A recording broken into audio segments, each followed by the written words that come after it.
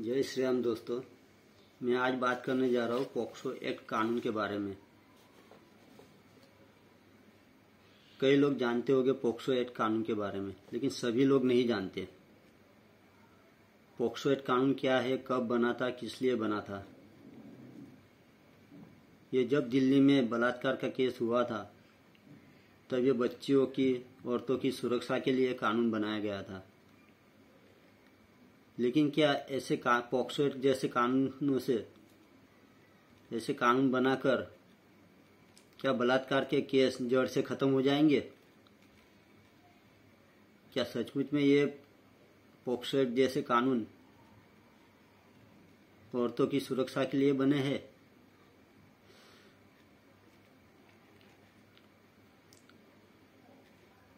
क्या है ये कानून?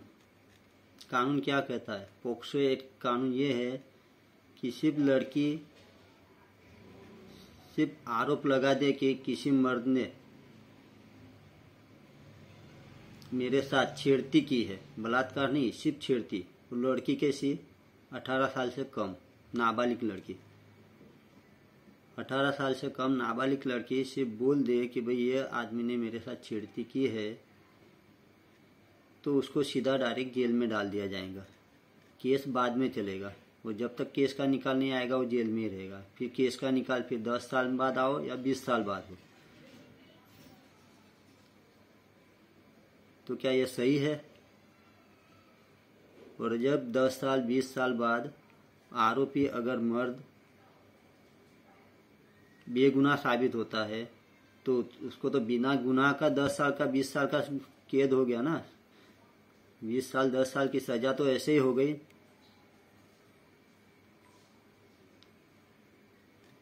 जैसे सभी मर्द बुरे नहीं होते, वैसे ही सभी लड़कियां भी सही नहीं होती। पॉक्सो एक्ट जैसे कानून सिर्फ लड़कियों की सुरक्षा को टारगेट करके बनाया है, तो मर्दों की सुरक्षा का क्या? जिस मर्द को झूठे केस में फंसाकर लड़कियां अगर जेल में डाल देती है तो वो मर्द भी किसी का भाई है, किसी का पप्पा है, किसी का बेटा है। तो क्या ऐसे पॉक्सो एक्ट कानून समाज के लिए सही है? क्या सही न्याय दे पाएंगे? ऐसे कानून सचमुच में औरतों की सुरक्षा के लिए बनाए गए हैं या सिर्फ हिंदू संतों को टारगेट करके फंसाने के लिए बनाए गए हैं? तो ऐसे तो बस में चढ़ते फिरते ट्रैवलिंग में कहीं भी अगर धक्का लग गया और कोई लड़की बोल देगी कि भाई इसने मुझे छेड़ती की है, नाबालिग लड़की, तो उसको भी जेल में डाल दिया जाएगा इस कानून के तहत। तो ये कानून क्या है? सिर्फ झाड़ की, वृक्ष की पत्तियां और डालियां काटने का काम कर रहे हैं। सिर्फ झाड़ की पत्तियां डालियां काटने से क्या झाड़ खत्म हो जाएगा? वृक्ष खत्म हो जाएगा? अरे जब तक जड़ें नहीं काटी जाएंगी तब तक वृक्ष कभी खत्म नहीं होगा। आपने कभी सर्वे किया है? दिल्ली में कानून बना गया है, चलो दिल्ली में कितने लोग जानते हैं इस कानून के बारे में, जो इस कानून के डर की वजह से ऐसा काम नहीं करेंगे? और जिसको पता ही नहीं है कि पॉक्सो एक्ट कानून है भी या नहीं भी है, जो जानते ही नहीं है, तो इस कानून का डर कैसे रहेगा? कानून तो इसीलिए बना है ना, कानून का डर रहेगा तो लोग गलती नहीं करेंगे, गलत काम नहीं करेंगे। नहीं, जब कानून है, कानून क्या है या सभी लोगों को पता ही नहीं है, तो सिर्फ कानून बनाकर क्या औरतों की सुरक्षा हो जाएगी? और सचमुच में सही में देखा जाए तो ये जड़ कहाँ है? अगर बलात्कार के किस्से बढ़ रहे हैं, आए दिन लड़कियां अगर बलात्कार की शिकार हो रही है, तो उसका मूल कहाँ है? मूल जड़ें कहाँ है? वो तो कभी कोई सोचता नहीं है।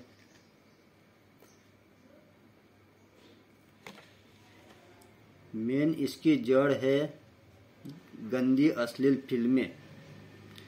ये अश्लील फिल्में बनाने वाले एक्टर्स जो लोगों को, युवाओं को बलात्कारी बना रहे हैं, उनकी काम वासना भड़का रहे हैं, इन लोगों की फिल्में देखकर, अश्लील गंदी फिल्में देखकर ही बच्चे युवान बलात्कार करने के शिकार होते हैं। उनका ब्रेन हेमरेज कर रहे हैं ये लोग। अगर तुम्हारी आंखें, आपके बच्चों की आंखें अगर गंदी फिल्में देखेगी नहीं, तब तक वो बलात्कारी बनते नहीं है। उनकी काम वासना नहीं जगती कि कोई किसी लड़की के साथ ऐसा करे, ऐसा उनमें भाव भी नहीं आता है। लेकिन ये सिखा कौन रहे हैं? गंदी फिल्में। जैसे कि अभी ले लो, डर्टी फिल्म बनी थी। अरे नाम ही डर्टी है तो फिल्में कितनी गंदी होगी। ग्रैंड मस्ती, ये फिल्में क्या सिखा रही है? वो लोग कोई इसका विरोध भी नहीं कर रहे। समाज देखने जा रहा है। इस फिल्मों की वजह से हमारे बच्चों पर क्या प्रभाव पड़ेगा, उनका फ्यूचर क्या बनेगा। वो लोग अगर ये फिल्में देख के अगर बलात्कारी हो गए और जेल में चले गए तो उनका भविष्य क्या होगा? कुछ सोचते हैं आप लोग? कभी ऐसी फिल्मों का विरोध करने का कभी सोचा है? वो खुद चले जाते हैं देखने के लिए, खुद और पैसा कमा के देते हैं उनको।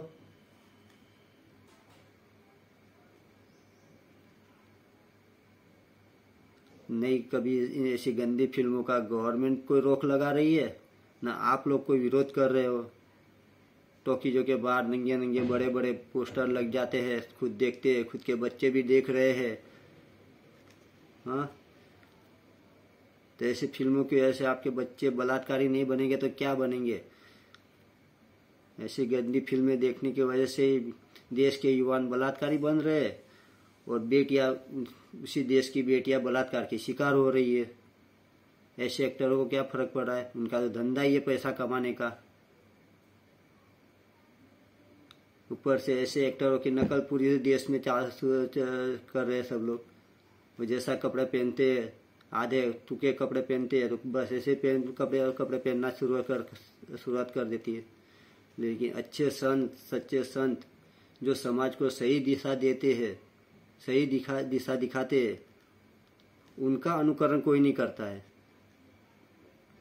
ऐसे एक्टर्स जो समाज को सिर्फ गुमराह कर रहे हैं, उनका उद्देश्य सिर्फ समाज को गुमराह करना है और पैसे कमाना है, ऐसे एक्टरों का सिर्फ सब अनुकरण कर रहे हैं।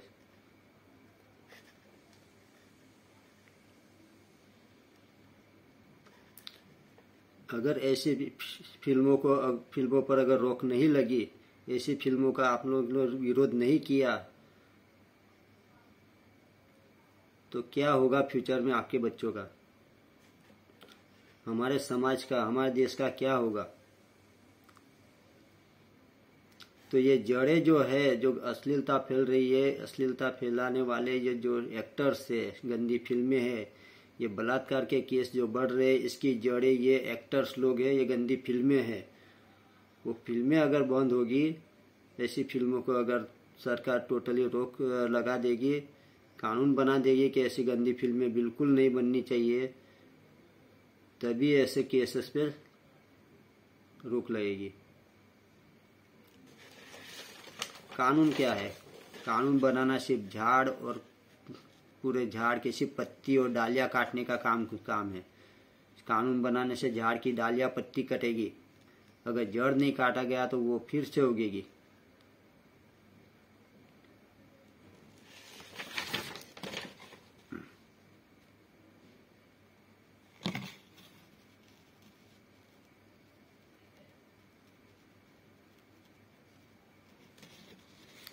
लोग क्या करते हैं, ऐसे गंदे फिल्में बनाने वाले गंदी एक्टर्स को तो विरोध नहीं करेंगे, लेकिन जो हिंदू संत जो समाज को सही दिशा दे रहे हैं,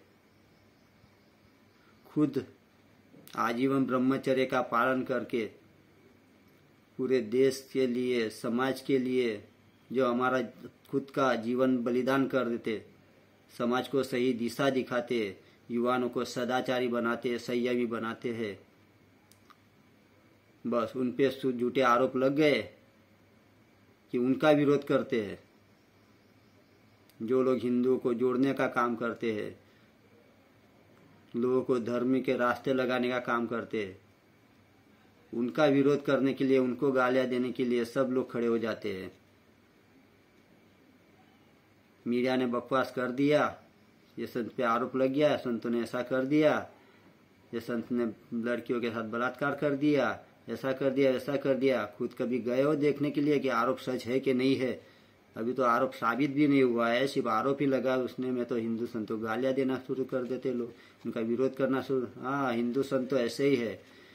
अरे हिंदू संतों के प्रति नफरत भरने का जो काम कर रहे हैं, जो हिंदू विरोधी तत्व है, जो मीडिया वालों को पैसा खिला खिला कर जो मिशनरिया है या जितने भी हिंदू विरोधी ताकतें हैं, उनकी कुचाल कोई समझ नहीं रहे, उनकी कुचाल समझ में नहीं आती। हिंदुओं को बस बेवकूफ़ बन जाते हैं, थोड़ा मीडिया ने दिखा दिया। जैसे कि अभी फिलहाल 9 साल से एक हिंदू संत श्री आसाराम जी बापू, जिन्होंने हिंदू समाज को जागरूक किया, पूरी जीवन हिंदू समाज को जागरूक करने में लगा दिया, धर्म के रास्ते लगाने में लगा दिया। न रात देखी न दिन देखा, रात की नींद भी उन्होंने चैन भी हराम कर दी, और पूरे अपने 50 साल में 400 आश्रम बना दिए लोगों के लिए। 8 करोड़ उनके फॉलोअर्स हो गए। ऐसे संत को टारगेट कर दिया, पॉक्सो एक्ट में फंसा दिया, वो मीडिया उनको पैसे खिला खिला कर बकवास करना चालू कर दिया। अरे केस में तो कोई दम नहीं था, बलात्कार का तो आरोप भी नहीं लगा था, और मीडिया वाले बलात्कार बलात्कार बलात्कार चीख रहे। ये कितनी बड़ी साजिश है। सुब्रमण्यम स्वामी खुद दिखा रहे हैं उनका बलात्कार FIR, खुद बोल रहे हैं कि बलात्कार का जिक्र ही नहीं है। अजय लांबा DSP जिसने केस लिखा था, दर्ज किया था, वो खुद बोल रहा था कि बलात्कार का कोई एविडेंस ही नहीं है इस केस में, सिर्फ छेड़ती लिखा है, छेड़ती। फिर भी मीडिया वाले बलात्कार बलात्कार चगा रहे, और फिर बोल रहे हैं अब आसाराम बापू का खेल खत्म। बापू भी नहीं बोलते थे, आसाराम आसाराम का खेल खत्म, आसाराम का खेल खत्म। इससे साबित होता है कि इनका क्या बिगाड़ा है आसाराम जी बापू ने। आसाराम जी बापू जी से इनको क्या नुकसान हुआ है? नुकसान यही हुआ है कि आसाराम जी बापू से इनको कोई कमाई हुई नहीं है, यही इनका सबसे बड़ा नुकसान हो। अभी फायदा क्या है? आसाराम जी बापू के विरोध में इतना क्यों चिल्ला रहे कि आसाराम जी बापू का खेल खत्म, खेल खत्म, इनको तो फांसी होना चाहिए, इनको तो ये होना चाहिए, इनको तो सजा होनी चाहिए। क्यों? क्योंकि इसके लिए पैसे मिल रहे हैं मिशनरियों से, और हिंदू समाज बेवकूफ बनता जा रहा है। कभी गए उनके आश्रम में तहकीकात करने? क्या कार्य चलता है वहाँ? जो मीडिया ने दिखा दिया, जो बकवास कर दी, बस सच मान लिया। सिर्फ उनका देखकर अगर कोई हिंदू संत को गाली भी देता है और अपशब्द बोलता है, तो उसका परिणाम तुमको क्या भुगतना पड़ेगा, ये कभी सोचा है?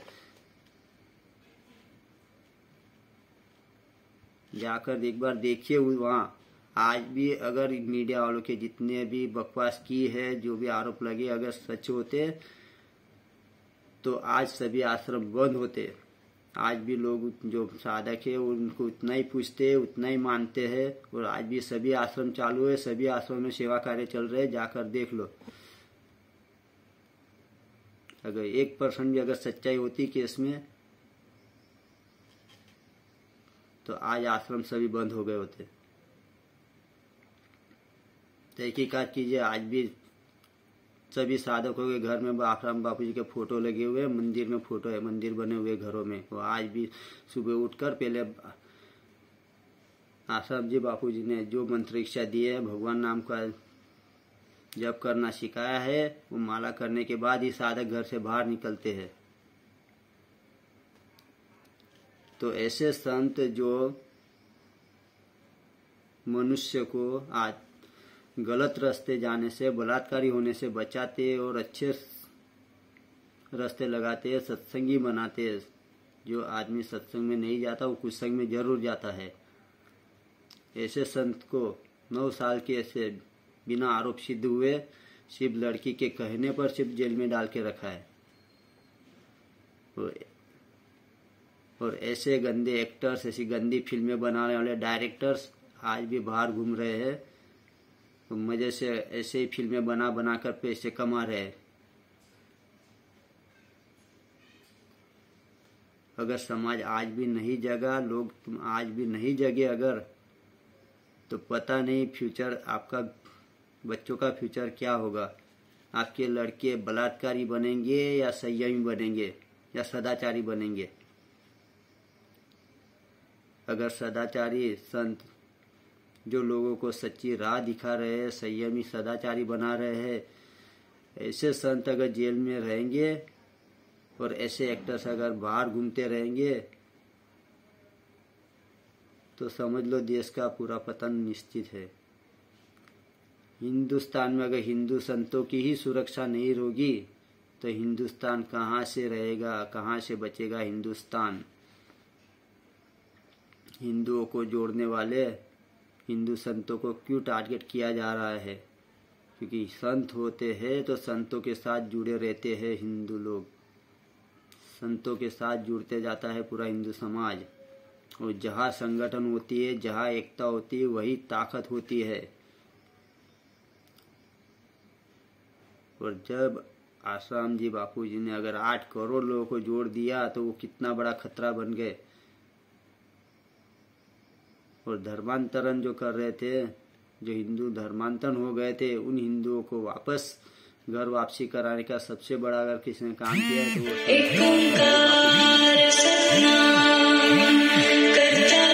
वो